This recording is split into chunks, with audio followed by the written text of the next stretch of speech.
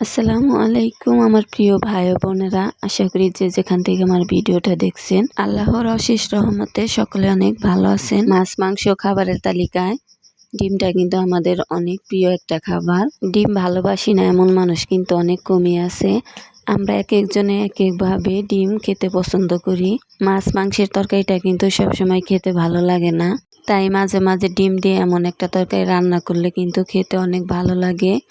আর আমি আমাদের ক্ষেত থেকে কয়েকটা ডাঁটা উঠিয়ে নিয়ে আসছি, আর এগুলোই আজকে ডিম দিয়ে আর চোচা সহ আলু দিয়ে রান্না করব।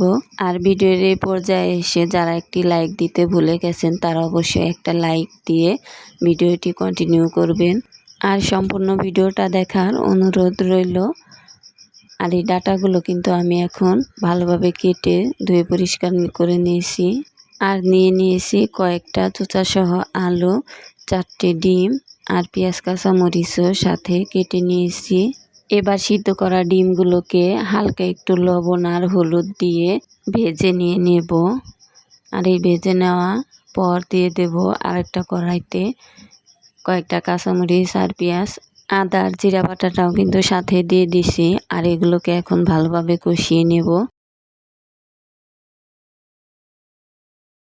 এবার দিয়ে দিব হলুদ, মরিচ, লবণ আর ধনিয়ার গুঁড়া। আর এগুলো দিয়ে মশলাটাকে কষিয়ে নেওয়ার পর দিয়ে দেব ডিমগুলো।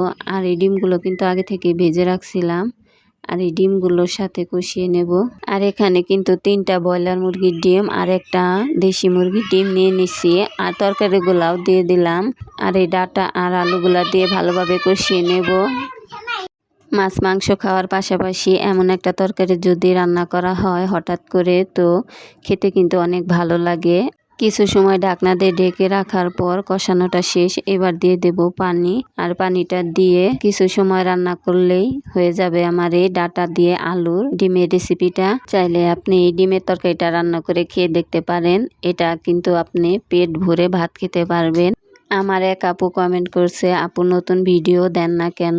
আমরা গ্রামের মানুষ, আর গ্রামে নানা ধরনের কাজকর্ম থাকে। সামনে ঈদ, আর 12 মাসে 13 রকমের ফসল। আমাদের এখন ভুট্টার কাজ চলতেছে, তাই আমি তেমন ভাবে কোনো ভিডিও বানাতে পারি না।